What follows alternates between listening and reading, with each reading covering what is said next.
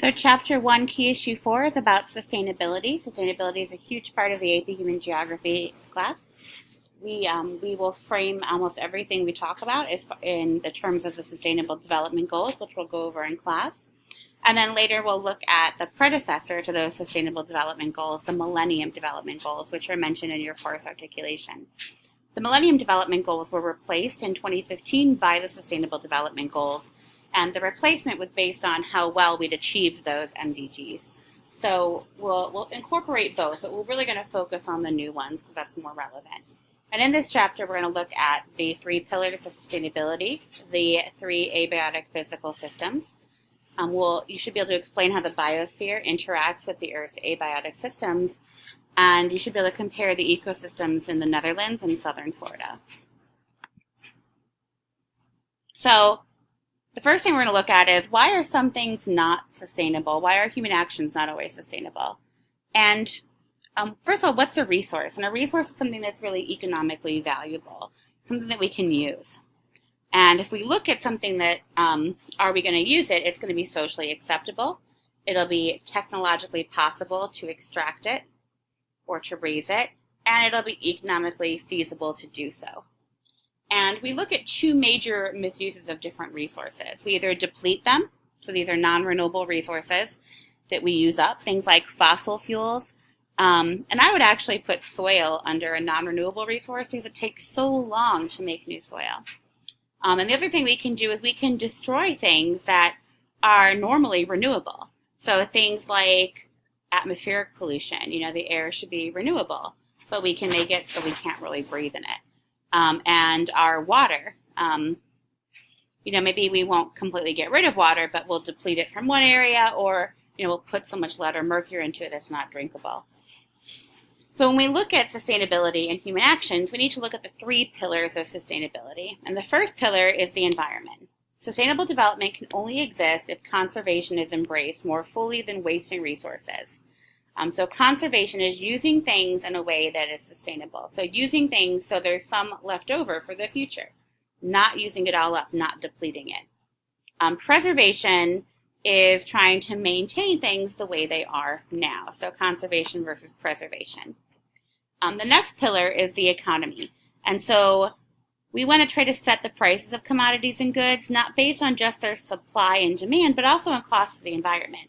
So things like renewable energy were cheaper for you, or at least the same price as fossil fuels, it might be easier to consider switching. So imagine like if a Tesla car cost the same as like a Toyota Camry, like more people would have, like a really cool solar or electric car.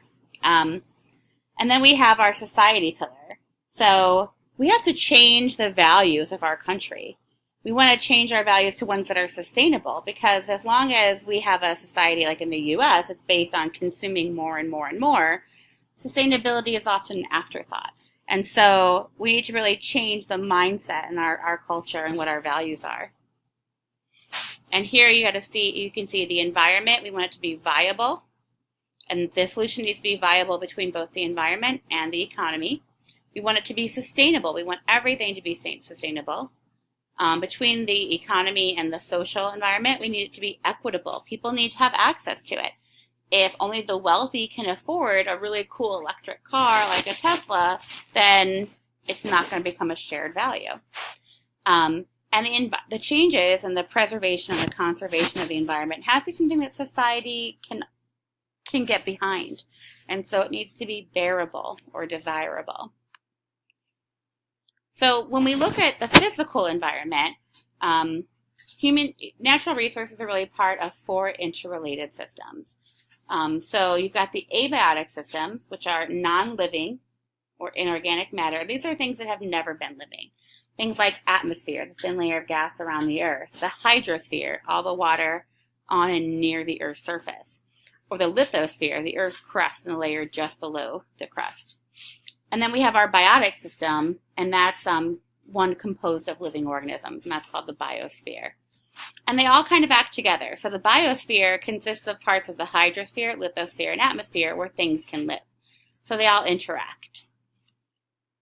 Right now, we are the agents of change on the Earth. And when we say we're the most important, it doesn't mean we're the best, or we're the ones that deserve the most protection, like we're the ones impacting change on Earth the most.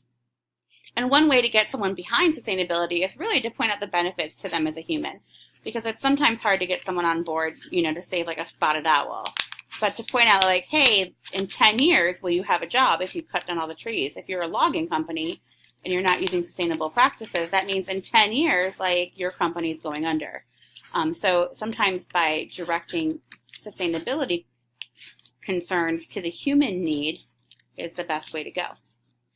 Our modifications to the abiotic systems, they have ongoing ramifications. So when we put things like sulfur dioxide into the atmosphere, it leads to acid rain and industrial smog, which can lead to people having trouble breathing.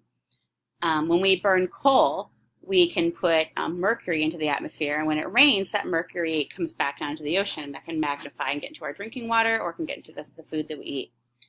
When we overuse water for irrigation, or we have too much asphalt and concrete laid down and groundwater can't be replenished through rainwater, then humans can't live there anymore. Without water, we can't live somewhere. And although we had rain in California this last year because it was an El Nino year, California was in the process of, undergoing like a multi-year drought, and 1 year of rain would solve that problem. So what happens to California if they only get, lots of rain during El Nino years? The number of people that live in California right now won't be able to live there, nor will we be able to farm there.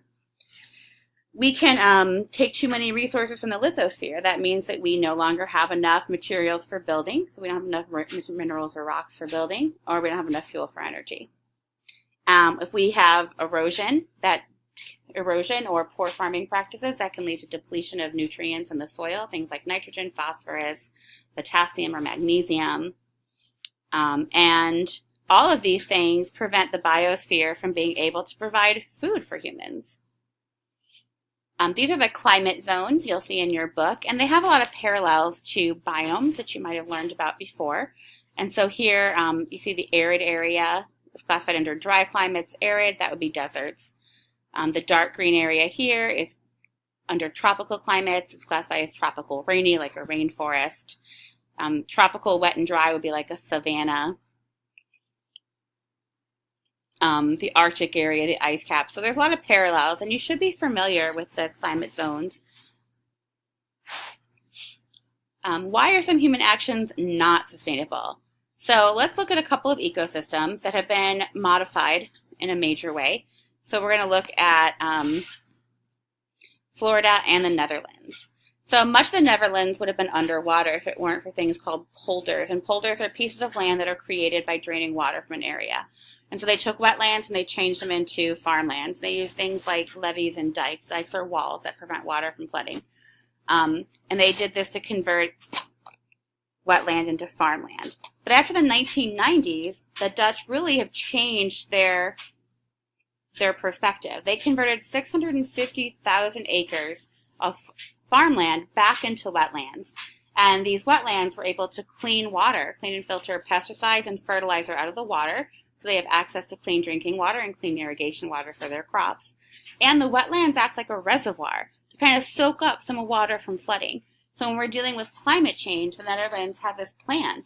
And their plan is to, one, already accomplished, to make wetlands that act as flood protection, and two, to reduce their carbon emissions by reducing fossil fuel use and embracing alternative energies. And so by reducing fossil fuel use, they're hopefully preventing some sea level rise in their area, although they need the help of all of us, right? Globalization, we are all connected, so we are all affected. So one country doing the right thing for climate change won't make a difference. We all need to do our part. But they've really become world leaders in reducing the causes of global warming, industrial pollution, and really preserving and reclaiming land in a smart way. Florida, on the other hand, in the 1930s and 1940s, the Army Corps of Engineers built a system of canals, levees, and dikes to drain the water from the Everglades and make farmland. South of Lake Okeechobee, we have lots of sugar fields and some orange groves and other crops like lots of tomatoes are grown in Florida. North of Lake Okeechobee, we have lots of cattle grazing. So we have lots of land set aside for ranching and then more orange groves. And all of these draining practices in the Everglades meant that the water didn't have anywhere to naturally flow out of Okeechobee, so water fills up in Lake Okeechobee. Manure and fertilizer from grazing land fills up in Lake Okeechobee, and then when that's drained off the canals to the side, to the Gulf of Mexico and to the Atlantic Ocean, it leads to something called eutrophication, which is when algae grows so fast it blocks out the sun, water plants die. Sometimes the algae is toxic. And as the algae dies, decomposers increase, and they use up all the oxygen, and so fish die. And so not this summer, but the summer before, we had some of the largest fish kills, dolphin kills, and manatee kills in recent history because of the draining from Lake Okeechobee. So Netherlands had a great plan. South Florida doesn't really have a plan in place for climate change, which is scary.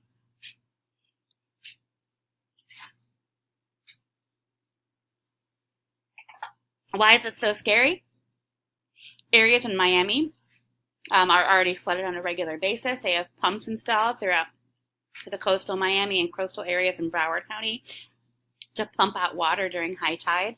In some places in Miami, you can walk down the street in high tide and you can see fish swimming in the streets. These are called dry day floods. And so we're part of the world that really needs a plan in place for climate change, and we don't really have anything established. And we actually have money from federal aid to reclaim portions of the Everglades by buying back farmland and converting it to wetlands. But that process hasn't really gone forward.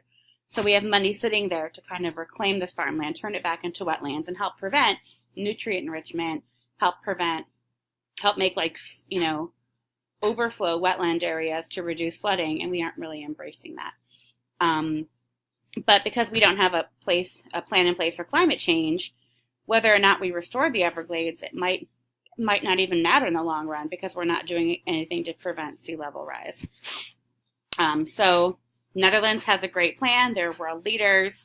We have the potential to do that too. So all we need to do is make up a plan and follow through with it, because there's ways to make this entire area far more sustainable.